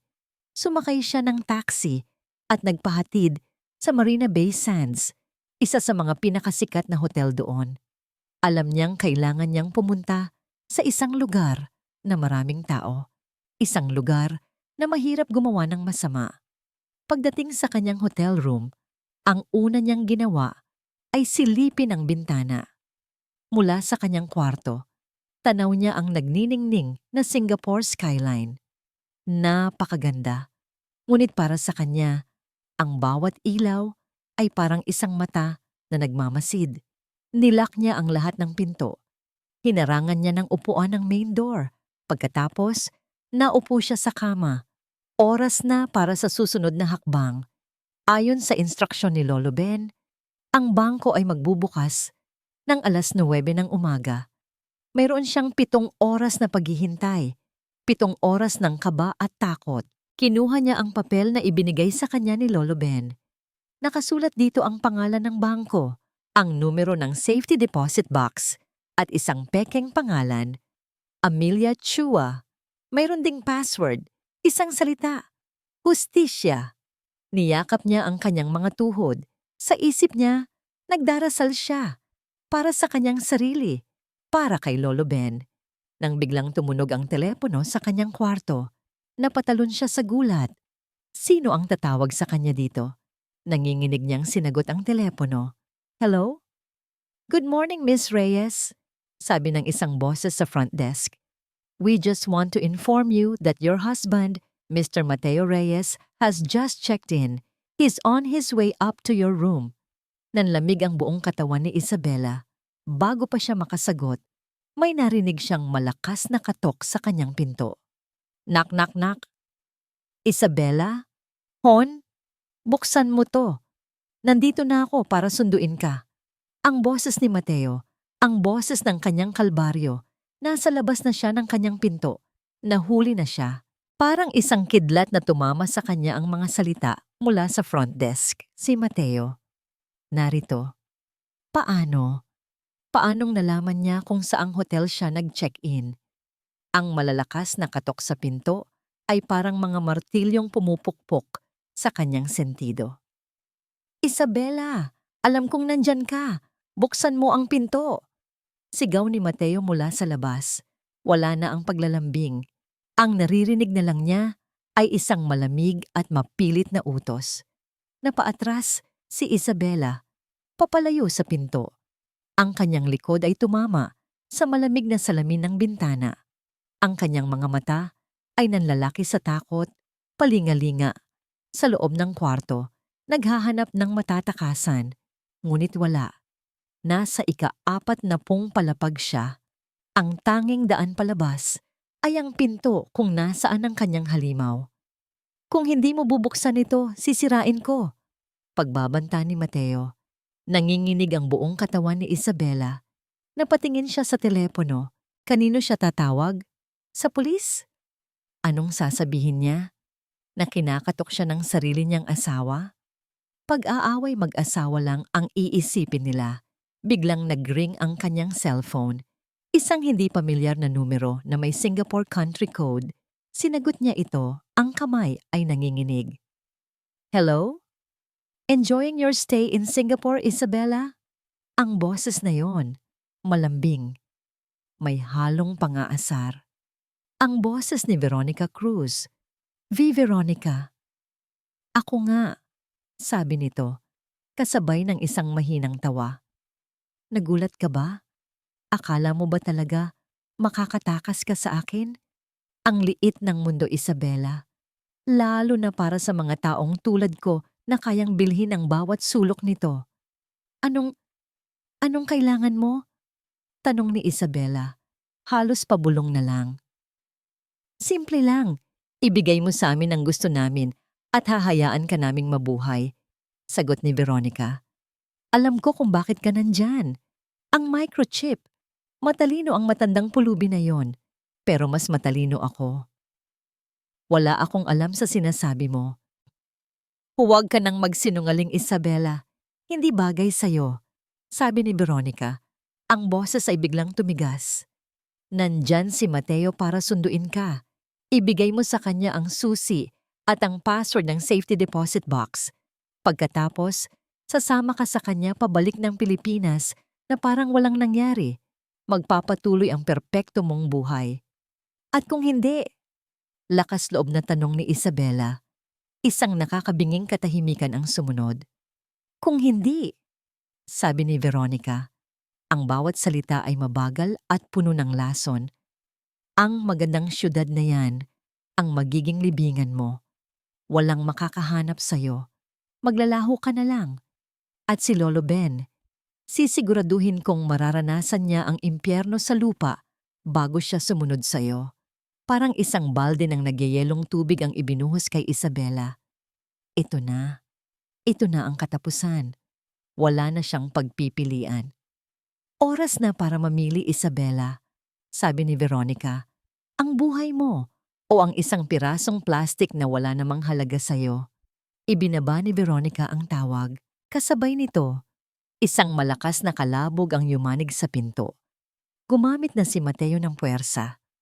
Napatingin si Isabela sa paligid. Ang kanyang mga mata ay napadpad sa mamahaling stationery ng hotel sa ibabaw ng mesa. Kinuha niya ang isang ballpen. Mabilis siyang nagsulat sa likod ng isang sobre. Bangko, DBS, Box 713, pangalan, Amelia Chua, password, Justicia. Ang bawat letrang isinusulat niya ay parang isang pako na ibinabaon sa kanyang kabaong. Nang matapos, tinupi niya ang papel. Ang pinto ay muling yumanig. Malapit na itong masira. Humigpit ang paghinga ni Isabela. Napatingin siya sa kanyang refleksyon sa madilim na bintana. Ang babaeng nakatingin pabalik ay talunan. Puno ng takot, walang pag-asa. Lahat ay nawala. ang kanyang kasal, ang kanyang karera, ang kanyang dangal. At ngayon, pati ang huling pag-asa para sa hustisya. Hindi. Isang biglaang pag-igkas ng pagsuway ang bumuhay sa kanyang kalooban. Hindi siya pwedeng sumuko. Hindi ganito. Mabilis niyang kinuha ang papel at nilukot ito sa kanyang kamao. Tumakbo siya papunta sa banyo. Binuksan niya ang gripo. Nang may tubig na ang lababo, inilubog niya ang papel hanggang sa ito'y maging isang basang-basang piraso na lang ng pulp. Pagkatapos, inihagis niya ito sa inidoro at flinush.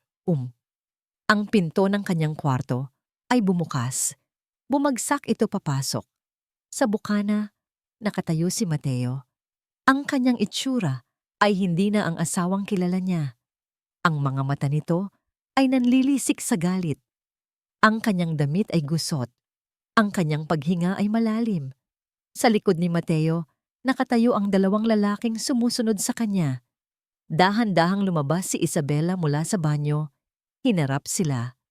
Itinaas niya ang kanyang mga kamay, nagpapakita na wala siyang itinatago. Nasaan? Tanong ni Mateo. Ang boses ay magaspang. Ang alin? Kalmadong sagot ni Isabela. Huwag mo akong gawing tanga, Isabela. Ang impormasyon, ibigay mo sa akin. Wala na, sabi ni Isabela.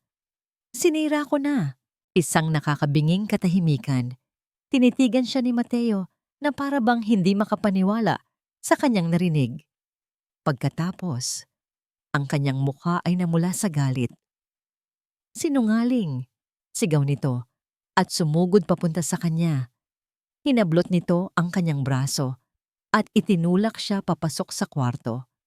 Sinimulan nitong halughugin ang lahat. Itinaob nito ang kama. Ibinagsak ang mga gamit sa mesa.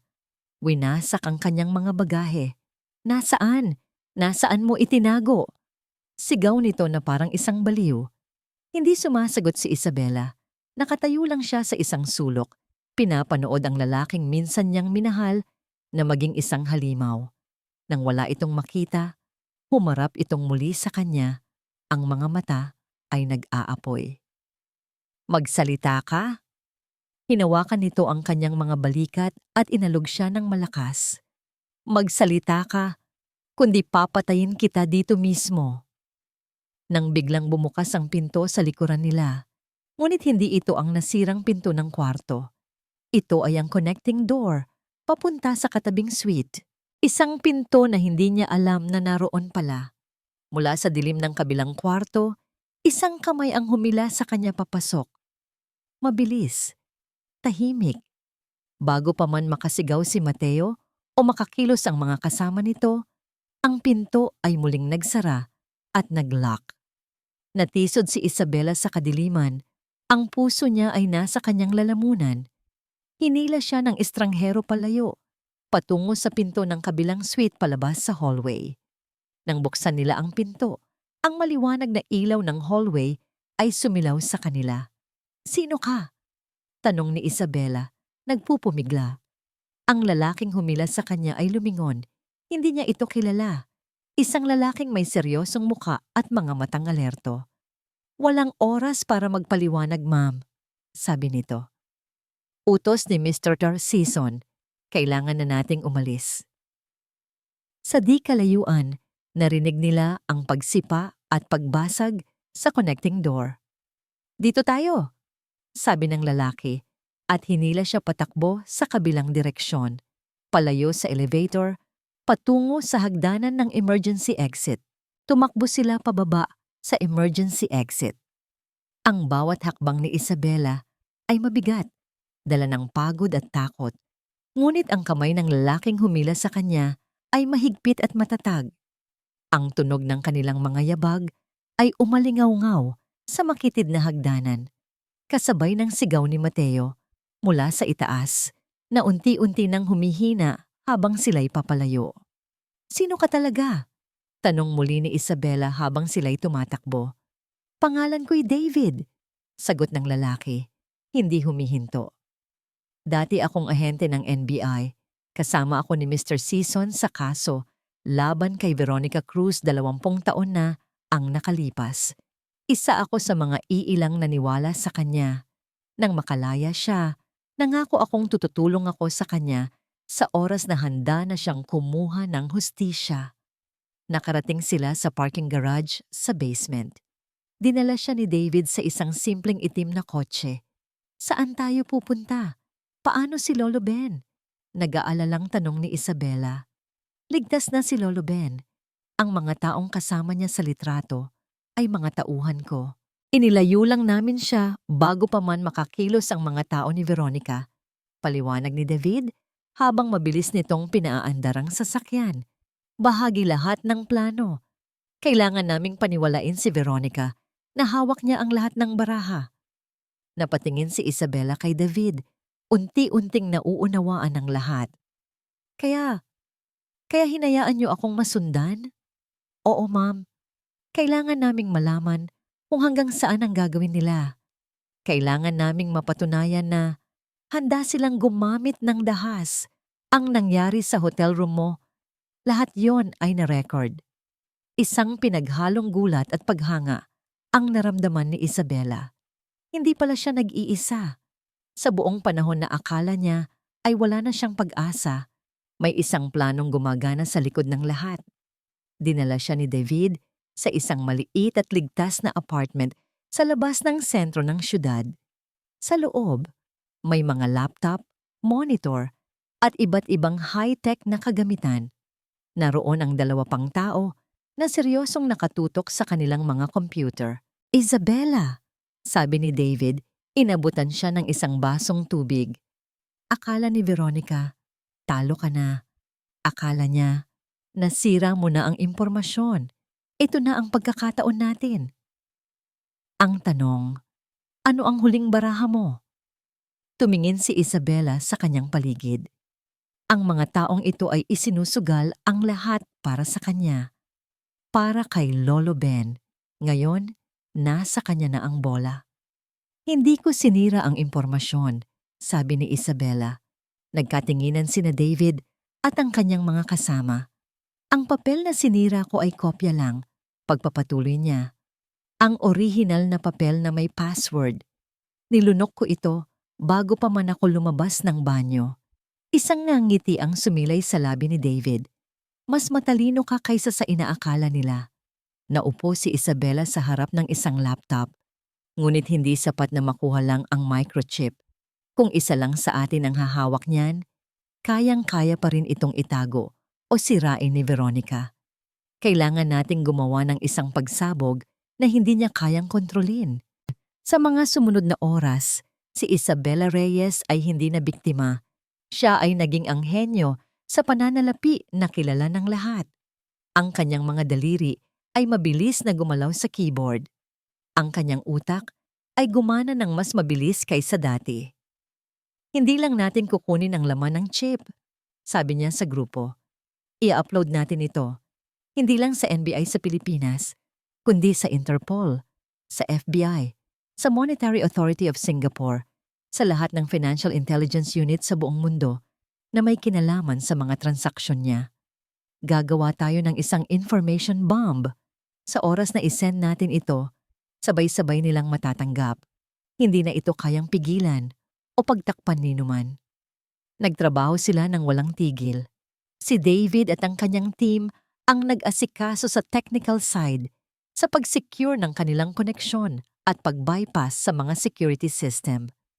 Si Isabela naman ang nag-ayos ng data, inihanda ang mga email at siniguro na ang bawat piraso ng ebidensya ay malinaw at hindi maitatanggi.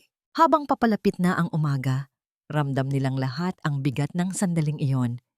Ito na ang kanilang huling pagkakataon. Nang handa na ang lahat, kinuha ni Isabela ang kanyang cellphone. Tinitigan niya ang pangalan ni Mateo sa kanyang contacts. May isang huling bagay siyang kailangang gawin para sa sarili niya. Tinawagan niya ito. Pagkatapos ng ilang ring, sinagot nito, "Isabela? Nasaan ka? Anong ginawa mo?" Galit na tanong ni Mateo. "Nasa ligtas akong lugar, Mateo." Kalmadong sagot ni Isabela. "Tumawag ako para bigyan ka ng isang pagkakataon. Anong pagkakataon? Alam kong isa ka lang din biktima, Mateo. Biktima ng sarili mong ambisyon at kahinaan. Sabi ni Isabela, walang pait sa kanyang boses. Tanging isang malamig na katotohanan. Ginagamit ka lang ni Veronica. Sa oras na hindi ka na niya kailangan, itatapon ka niya na parang basura. Hindi totoo yan, mahal niya ako. Talaga ba? Tanong ni Isabela. Kung gayon, manatili ka sa tabi niya. Ngunit, kung may natitira pang kahit katiting na kabutihan dyan sa puso mo, kung may natitira pang paggalang sa sarili mo, pumili ka. Dahil sa loob ng 5 minuto, sasabog na ang lahat. Ito na ang huling pagkakataon mong pumili kung saang panig ka. Bago pa man makasagot si Mateo, ibinaba na ni Isabela ang tawag. Humarap siya kay David. Handa na ako. Tumango si David. Tumingin si Isabela sa screen ng laptop. Sa isang pindot lang ng enter key, magbabago ang lahat. Huminga siya ng malalim, ipinikit ang kanyang mga mata at inalala ang mukha ni Lolo Ben. Ang sakit sa mga mata nito at ang pag-asa nitong makuha ang hustisya. Pagkatapos, idinilat niya ang kanyang mga mata. Matatag, determinado, at pinindot niya ang enter. Ano? Anong ibig mong sabihin na nakatakas siya? Ang sigaw ni Veronica Cruz ay umalingaw-ngaw sa buong mansyon. Ibinato niya ang kanyang cellphone sa pader at ito'y nagkadurog-durog. Ang kanyang mukha na laging kalmado at kontrolado ay ngayon ay nababalot ng purong galit. Sa harap niya, si Mateo ay nakayuko, nanginginig sa takot. Hindi ko alam kung paano. May tumulong sa kanya. Bigla na lang siyang hinila papasok sa kabilang kwarto. Nauutal na paliwanag ni Mateo. Mga inutil, mga walang silbi. Sigaw ni Veronica. Sinampal si Mateo ng buong lakas. Isang babae lang, hindi niyo pa nahawakan. Napahawak si Mateo sa kanyang pisngi. Ang mga mata ay puno ng gulat at sakit. Hindi pa siya kailanman sinaktan ni Veronica ng pisikal. Pero wala siyang nakuha, sabi ni Mateo. Sigurado akong nasira niya ang impormasyon. Nakita ko. Sigurado ka? Tanong ni Veronica. Ang boses ay biglang nanlamig. O baka naman yun ang gusto niyang isipin mo? Bago pa man makasagot si Mateo, biglang pumasok ang hepe ng security ni Veronica. Hingal na hingal. Ma'am, may problema. Ano na naman? Ang mga account natin sa Switzerland, sa Cayman Islands. Lahat nagyayelo.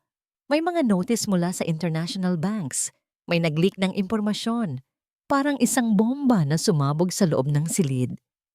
Natigilan si Veronica. Ang galit sa kanyang mukha ay dahan-dahang napalitan ng isang emosyon na matagal na niyang hindi naramdaman. Takot. Biglang tumunog ang telepono. Sunod-sunod. Ang kanyang mga politiko, ang kanyang mga kasosyo, lahat ay nagkakagulo. Veronica, anong nangyayari? Ang pangalan ko nasa listahan. The NBI is here. May dala silang warrant. It's over, Veronica. They know everything. Napatingin si Veronica kay Mateo. Ang pag-ibig at pagnanasa na dati niyang nakikita para dito ay wala na. Ang tanging nakikita niya ngayon ay isang tanga. Isang mahinang lalaki na naging dahilan ng kanyang pagbagsak. Ikaw, sabi niya. Ang boses ay puno ng kamandag.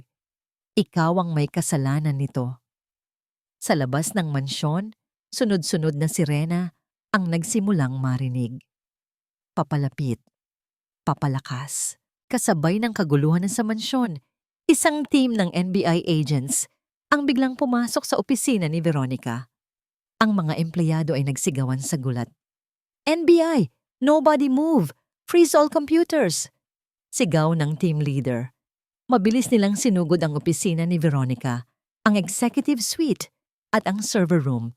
Sinimulan nilang kumpiskahin ang mga dokumento, mga hard drive, lahat ng maaaring maging ebidensya. Ang imperyong itinayo ni Veronica sa loob ng 20 taon Sa pamamagitan ng panloloko at pagbabanta, ay gumuho sa loob lamang ng ilang minuto. Si Mateo ay tumatakbo. Pagkatapos siyang sisihin ni Veronica, alam niyang wala nang babalikan. Nag-book siya ng pinakaunang flight pabalik ng Pilipinas. Hindi niya alam kung ano ang gagawin. Susuko? Tatakas? Habang papalapit siya sa immigration, dalawang lalaking nakauniforme ang humarang sa kanya. Mr. Mateo Reyes? Oo, bakit? You are under arrest. May request ang gobyerno ng Pilipinas para sa iyong extradition. You have the right to remain silent. Nanlambot ang mga tuhod ni Mateo. Huli na. Wala nang matatakbuhan habang pinupusasan siya. Ang huling tawag ni Isabela ang umalingaw-ngaw sa kanyang isipan. Ito na ang huling pagkakataon mong pumili kung saang panig ka. Pero hindi siya pumili. At ngayon, ang tadhana na ang pumili para sa kanya. Ang gate ng mansyon ay sa pilitang binuksan. Pumasok ang mga sasakyan ng NBI, pinalibutan ng mga ahente ang buong kabahayan. Pumasok sila sa loob. Naabutan nila si Veronica sa kanyang sala, nakaupo sa kanyang sofa. Ang dating reyna ay wala ng korona.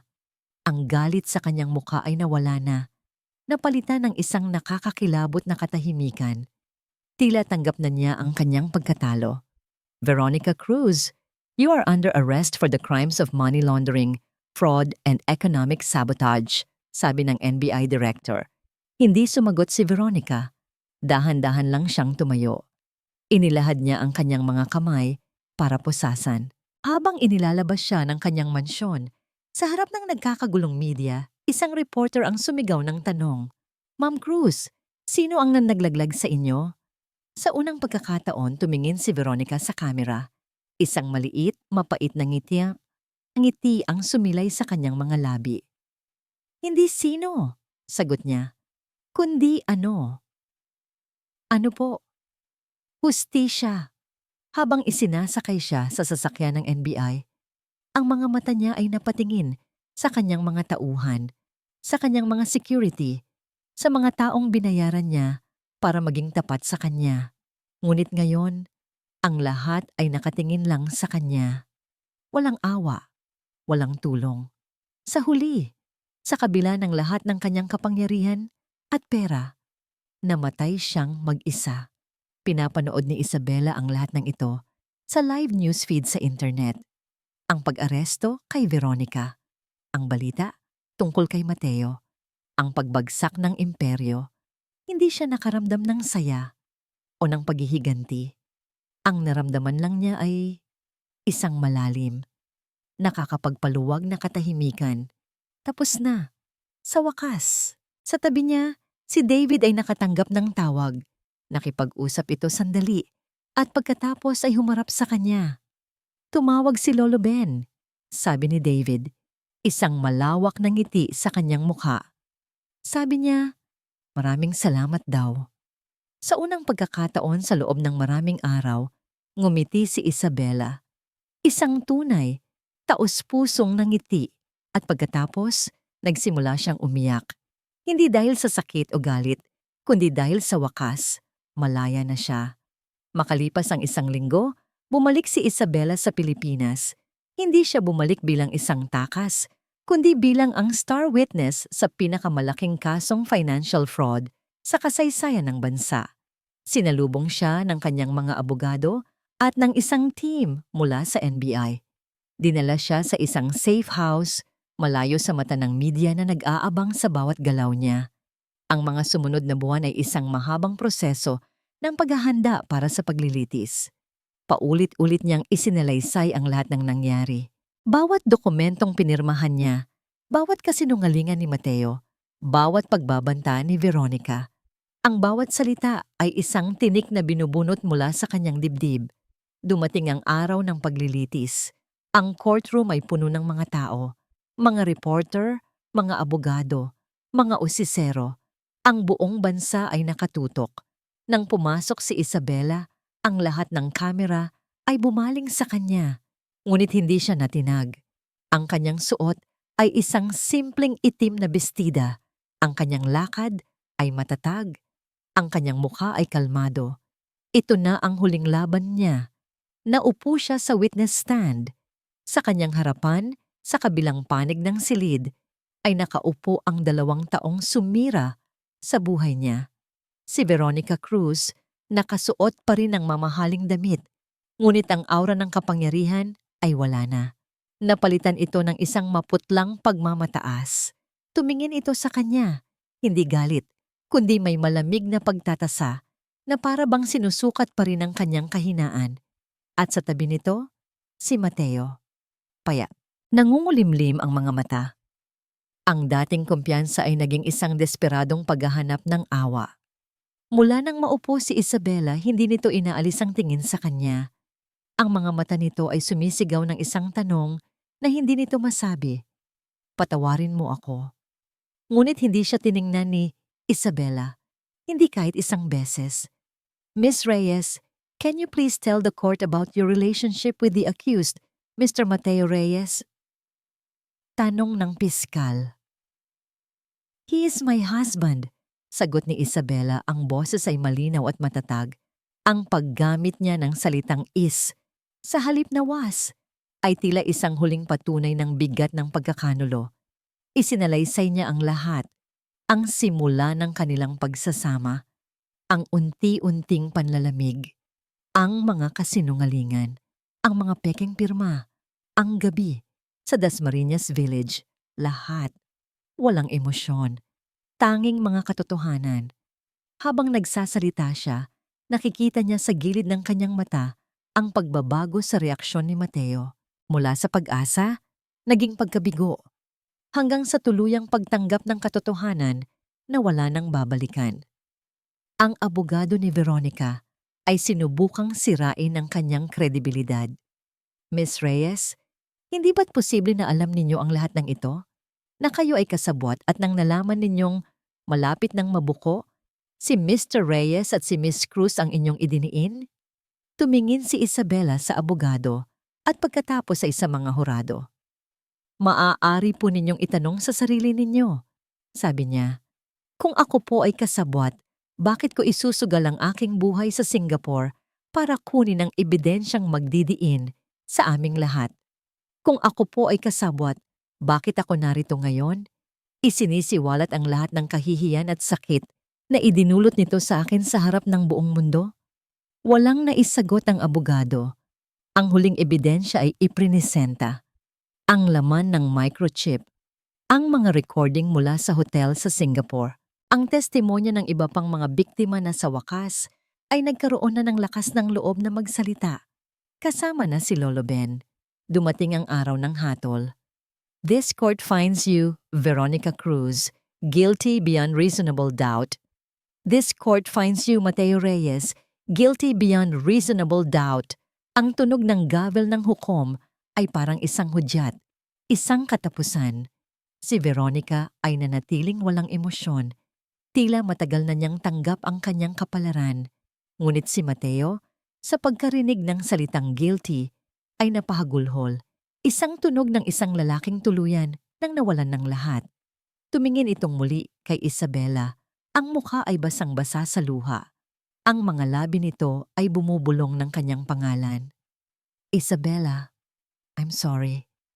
Sa pagkakataong yon, sa huling pagkakataon, lumingon si Isabela at tinitigan siya. Ngunit ang mga mata niya ay walang galit, walang awa, walang pagmamahal. Ang mga mata niya ay blanko, para siyang tumitingin sa isang estranghero. Pagkatapos, tumayo siya at nagsimulang maglakad papalabas ng courtroom. Habang naglalakad siya sa mahabang pasilyo, papalayo sa mga kamera, papalayo sa ingay, papalayo sa kanyang nakaraan. Ramdam niya ang bigat na unti-unting nawawala sa kanyang mga balikat. Bago siya makalabas ng gusali, isang abogado ang humabol sa kanya. Ma'am Reyes, pinapirmahan na po ng kampo ni Mr. Reyes. Narito po ang kopya ninyo. Sabi nito, inaabot sa kanya ang isang folder. Binuksan ito ni Isabela. Sa loob, ang mga papeles ng kanilang annulment, final, and executory. Sa ilalim, sa huling pahina, ang pirma ni Mateo. At ang pirma niya, isinara niya ang folder. Sa labas ng Hall of Justice, ang araw ay maliwanag. Huminga siya ng malalim. Nilanghap ang hangin ng kalayaan. Malaya na siya. Ngunit ang kalayaan ay may kasamang pait. Wala na siyang asawa. Ang kanyang pangalan, kahit panalinis, ay habambuhay ng mababahiran ng iskandalo. Ngunit sa gitna ng lahat ng nawala, may isang bagay siyang napanatili. Isang bagay na mas mahalaga kaysa sa pera, kapangyarihan, o pag-ibig na huwad. Ang kanyang sarili. Sa di kalayuan, sa kabilang kalye, nakita niya ang isang pamilyar na anyo. Si Lolo Ben, nakatayo, nakatingin sa kanya. Hindi ito lumapit. Tumangulang ito sa kanya, isang tango ng pasasalamat at paggalang. Tumango rin si Isabela pabalik. Makalipas ang 6 na buwan, ang pangalan ni Isabela Reyes ay unti-unti nang nawala sa mga headline. Ang iskandalo ay napalitan na ng mga bagong balita. Ang buhay ay nagpatuloy, gaya ng dati. Ngunit ang buhay ni Isabela ay hindi na kailanman magiging gaya ng dati, at iyon ay isang magandang bagay. Ibinenta niya ang penthouse sa Makati. Ang bawat sulok ng lugar na yon ay isang alaala ng isang buhay na itinayo sa kasinungalingan. Masyadong malaki, masyadong malamig, masyadong malungkot. Nag-resign din siya sa kanyang posisyon sa kumpanya. Ang mundo ng finance, na minsan ay kanyang kaharian, ay ngayon ay tila isang hawlang ginto na lang. Ang stress, ang pressure, ang walang katapusang paghahabol sa pera. Hindi na yun para sa kanya. Lumipat siya sa isang maliit at tahimik na kondominium sa may timog, malapit sa kalikasan. Ang kanyang mga araw ay simple na lang. Nagbabasa siya ng mga libro na matagal na niyang gustong basahin. Naglalakad siya sa parke tuwing umaga. Natututo siyang magluto ng mga pagkaing hindi niya kailanman sinubukang gawin. Natututo siyang mabuhay para sa sarili niya. Isang hapon, bumalik siya sa Makati. Ito na ang huling araw niya. Kailangan niyang kunin ang mga natitira pa niyang personal na gamit mula sa kanyang dating opisina. Habang naglalakad siya papasok sa lobby ng nagtataasang gusali, ang lahat ay pamilyar, ngunit iba na ang pakiramdam.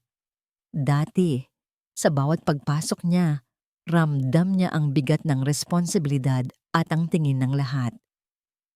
Ngayon, isa na lang siyang ordinaryong tao. At sa pagiging ordinaryo, natagpuan niya ang kapayapaan. Nakasakay siya sa elevator. Pagbukas nito sa kanyang dating palapag, nakita niya ang dati niyang sekretarya. Ma'am Isabela? Gulat na bati nito. Kumusta na po kayo? Okay lang ako, Ana. Mas okay, sagot niya.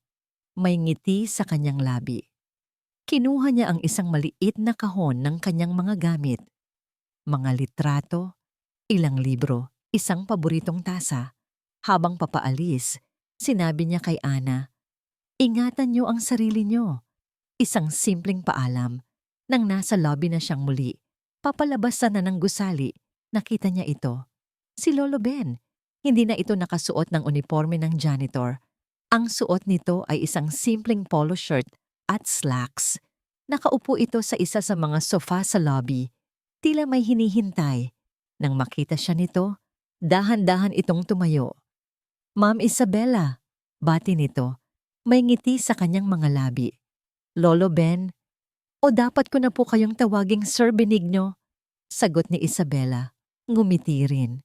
Nalaman niya mula kay David na sa tulong ng mga ebidensya mula sa microchip, tuluyan ng nalinis ang pangalan ni Lolo Ben.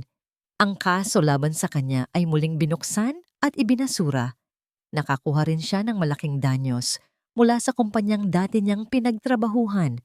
Hindi man nito maibabalik ang mga taong nawala. Sapat na ito para makapagsimula siyang muli. Ben na lang, iha, sabi ng matanda. Pareho na tayong malaya. Nagkatitigan sila. Walang nang maraming salitang kailangang sabihin. Sa kanilang mga mata, naroon ang pag-unawa, ang pasasalamat, ang respeto sa isa't isa. 2 taong pinagtagpo ng kataksilan, ngunit nagtulungan upang mahanap ang katotohanan. Aalis na po ako, sabi ni Isabela. Ito na siguro ang huling pagpunta ko dito. Saan ka man mapunta, dalhin mo ang aral, hindi ang bigat. Payo ng matanda. Tumango si Isabela. Salamat po sa lahat. Tinalikuran na niya ang matanda at nagsimulang maglakad patungo sa malaking pinto na salamin. Sandali! Tawag ni Lolo Ben. Lumingon si Isabela. May nakalimutan ka, sabi ni Lolo Ben. May bahagyang nangiti. Tumingin ka sa mga mata ko. Napangiti si Isabela. Tinitigan niya ang matanda, diretso sa mga mata. Ang mga mata na dati puno ng sakit ay ngayon ay may kislap na ng kapayapaan. Mag-ingat ka, sabi niya. Ikaw din? Sagot ng matanda. Nagpatuloy si Isabela sa kanyang paglalakad. Bago siya tuluyang lumabas, napahinto siya at napatingin sa kanyang refleksyon sa makintab na salamin ng pinto. Ang salamin na yon, na dati sinasalamin ang imahe ng isang babaeng makapangyarihan, ngunit malungkot, ng isang asawang perpekto, ngunit niloloko. Ngayon, ang nakikita niya ay iba na. Isang babaeng mas simple, isang babaeng nag-iisa, ngunit hindi malungkot. Isang babaeng nasaktan, ngunit buo. Isang babaeng nawalan ng lahat, ngunit sa proseso ay natagpuan ang kanyang sarili. Sa kauna-unahang pagkakataon, sa loob ng napakatagal na panahon, ngumiti si Isabela sa kanyang sariling refleksyon. Isang tunay, dalisay, at mapayapang ngiti. Pagkatapos, humakbang siya palabas, sinalubong ang liwanag ng araw, at hindi na lumingon pa.